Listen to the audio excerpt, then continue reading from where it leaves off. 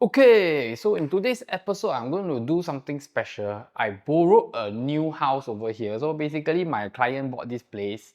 To be frank with you, this place is quite a nice place. Okay, quite a nice place. So I'm going to explain this later, but I just want to explain the purpose of this video. Okay, so this video is very different from the reno videos and whatsoever that you watch on the internet.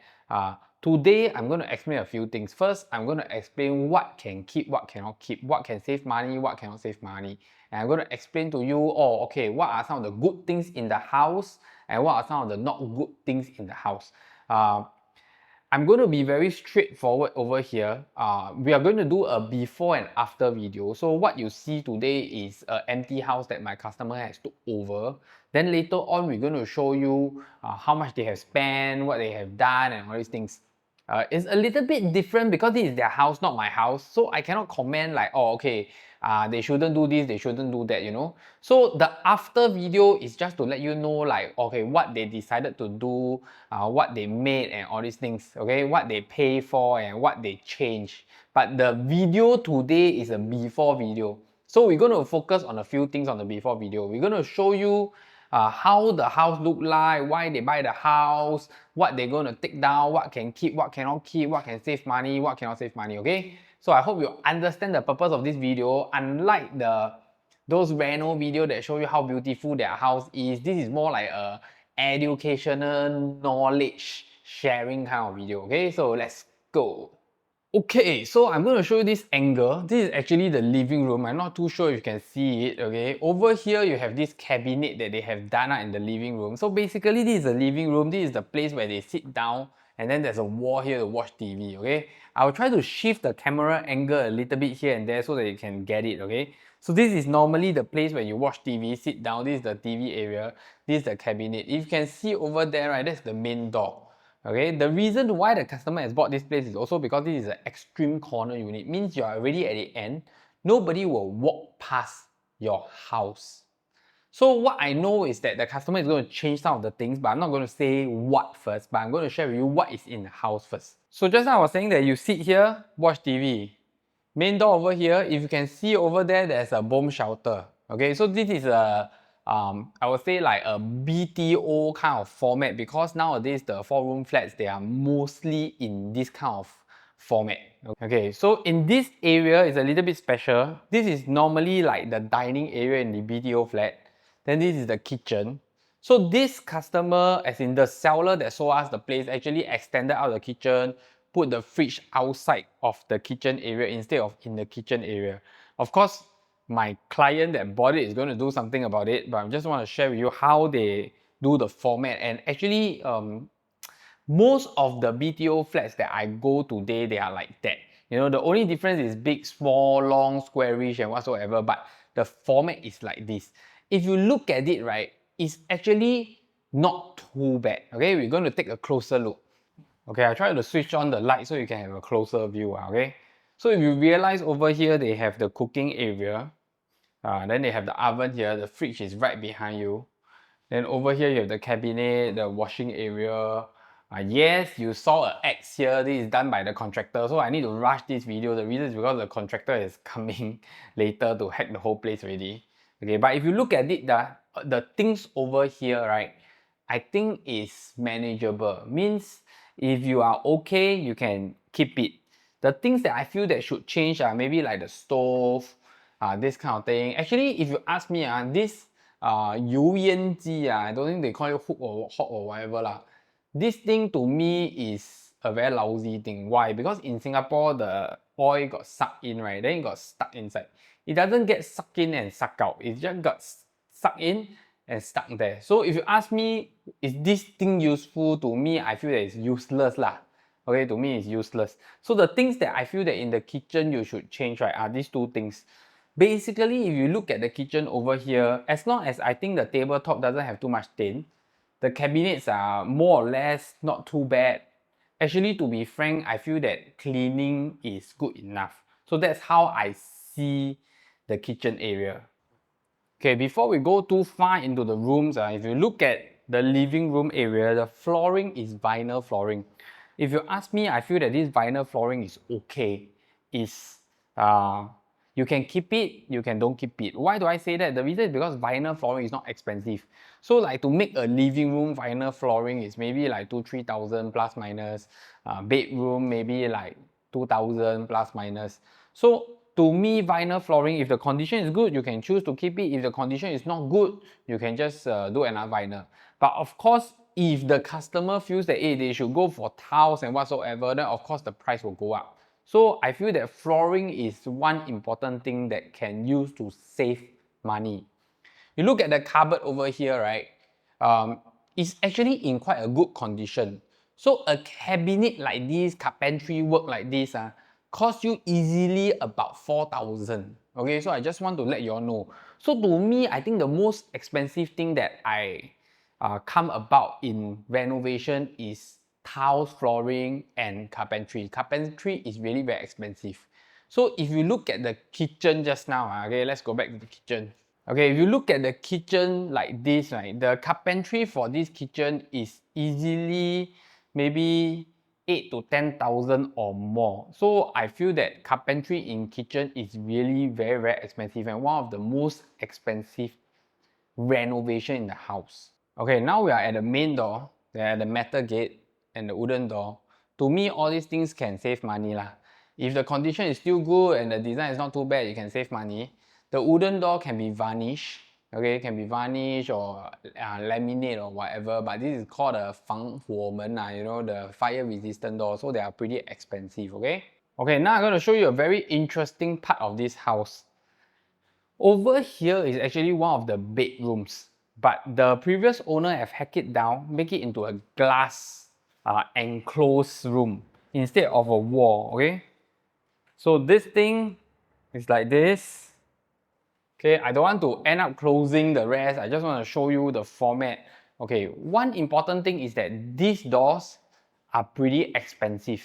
Okay, I think they are 4-digit thousand plus dollars. But one important thing is that, hold on, let me close the door. One important thing is that for this kind of format, normally I see in houses that have like young couples. Because young couples, they really like to hack away the wall of the bedroom, then try to make the living room bigger.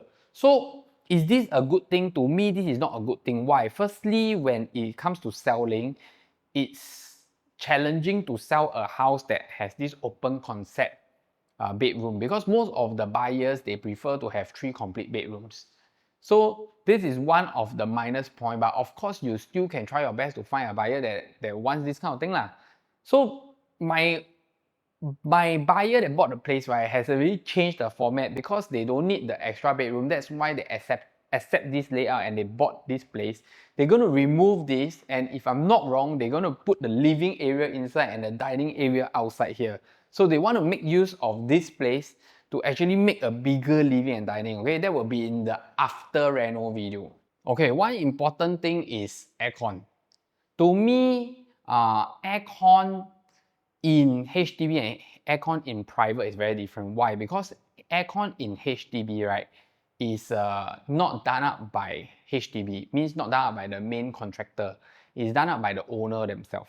So aircon in HDB, the trunking is all outside. So it's very easy to remove, redo. Okay, over here you don't see the trunking because the trunking is in another room. So I'll show you later. So, but aircon in new developments is done up by the developers. The aircon, the trunking, is done up by the main contractor, is concealed inside the wall. So it's pretty expensive, pretty difficult to actually redo them. So if you are buying a condo unit that the aircon is done up by the main contractor, which is the developer, then I would suggest you to actually get somebody professional to check if the trunking is okay, if the aircon is okay, you know, what can keep, what cannot keep. But if it's in HDB flat, when it gets a little bit older, okay, I still suggest to change the aircon because the trunking is outside. It's easier to change and it costs lesser to actually redo the aircon. Okay, this is another bedroom, no cabinets, okay. The interesting thing is I'm not going to show you much about this bedroom. I only want to show you this is the trunking. So this is the trunking where they do the trunking here. So the other room doesn't need a trunking. So they hide this trunking in this room. Then they have the aircon here. Okay, so in HDB you will have exposed trunking. In private property you won't have exposed trunking because they are all in the false ceiling. Okay, now we are in one of the most expensive reno area in the house again. So toilet is also something very expensive if you need to do retiling. So my recommendation for a lot of customer is that if you don't need to do retiling, you're okay with the tiles and everything, do a deep chemical wash cleaning. Deep cleaning, chemical wash, clean up the whole toilet. The guy will come with the like a drill kind of thing. They will clean with all the highly corrosive detergent or whatsoever lah. Okay, they will clean up the place. Then some of the things that I would normally suggest people to change is the toilet bowl, okay, and the shower. These two things is okay to change because they are not expensive. Toilet bowl maybe 500 plus minus. Sometimes you go for Toto, this kind of brand you get 1,000. Then this one shower also cheap things lah. So better change because all these things like the metal and the chrome thing, you can see the wear and tear, but the tiles you can wash. This one very hard to wash, and this one is actually not expensive, so it's not worth it to wash in my opinion. As for basing, I feel that basing, if you buy those, the basing and the cabinet is together one, then you can change. If not, if it's like customized one, it's pretty expensive. So if you buy a basing and customize with a cabinet, easily that's going to cost you like maybe close to 2,000 or a little bit lesser than $2,000. Okay, this part a little bit hard to film, so I want to show you this because I don't want to try to push in a big tripod. Okay, so if you look at this, the toilet for the master bedroom is actually, to be frank with you, I think is quite okay. It's not like it's very old or it's need to like run down or what. You can see actually everything is quite good. Okay, let me tune up the ISO a little bit. Okay, you can see everything is quite nice. Okay, so this kind of toilet for me, I think can keep lah. Okay, so some people may not want to keep, you know, you got extra money, you can do up, but for me can keep. Same thing, flooring you can do deep cleaning, toilet bowl can change, shower set can change. Like all this is quite brand new, no need to really change. And you see this one that they customize the tabletop, this is also not cheap. So this may easily cost you another $1,000+. And then you can change a new basing if you want. If you see all this black mold, you can try to get somebody to redo the silicone. That's how you save your money. So basically, I think this is okay if the design is fine. Don't really need to change much, okay? Okay, so now we are at the master bedroom. So I just want to share with you, just now we are at the kitchen, right? So if you do retiling for the kitchen, you hack the whole kitchen away, do up everything. One kitchen can easily cost you 8 to 15,000, okay? Depends on the expensive tiles that you get. You want to hack away, retiles, depend on how big is the tiles, what wall tiles you do, but it's easily 8 to 15,000, okay? So doing up the toilet is very expensive. So for me, I feel that the tiles are meant to like do deep cleaning and deep washing. If there's no crack or all these things, and I feel that the design is not very bad, I feel that toilet is something that you really can save money on. Just spend the money on a good toilet bowl, spend the money on a good shower set, a good light. You want to change the basing is okay, but I think the most important thing is try to retain the tiles in the toilet, okay? Because it's really a high cost thing to actually change it, because I feel that this money can be saved lah. Okay, that's just my personal opinion. Okay, now we are at the master bedroom. Okay, this is the cabinet, the inside of the cabinet. Okay, we're going to close it up, show you how the design look like first. Okay, so if you look at it this way, is it ugly? I don't think so lah. I think it's pretty good, pretty nice, not too bad. The tiles wise, the style wise is more like a general style. Okay, I don't think it's towards any kind of design that like, oh, only particular people like it, or is it very niche? Okay, I think this is quite general. Okay, this cabinet, right, easily will cost you $4,000 to $8,000, depending on what is inside and what is outside. Okay, so to me, carpentry is very expensive. So if you can keep this kind of cabinet, you can keep it. If you cannot, then no choice. But I feel that one important thing again is carpentry work. Carpentry is very expensive. Okay.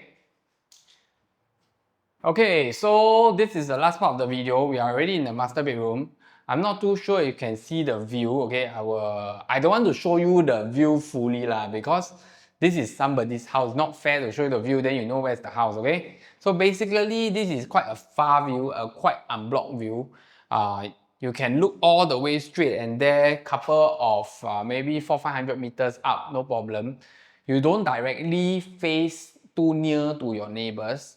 So this is also one of the reasons why the buyer have chosen this house. Okay, so I feel that when you buy a house, the facing and all these things is one big issue that people look into. Okay, so I hope you like this video. Watch this video, help me like the video, hit subscribe. Then we're going to show you the after. Of course, I just put up a hint is that the reno cost that the buyer has paid for this house is close to 80,000. But if you see, basically, they want to change a lot of things, okay? Because they intend to stay here for a really, really long time. And there's also other reasons lah, okay? So I am not here to comment like whether the buyer is correct or the buyer is not correct, okay? That's not the issue of this video. The important part of this video is we're going to show you what can use to save money in this video, and later on we're going to show you at this 80,000, right, what they spend on. So roughly you can break down the cost and see like, oh, okay, if they didn't do this, how much will it be? If they didn't do that, how much will it be? Okay, so that's it. Hit the like button, subscribe button. I see you in the next episode, and bye bye.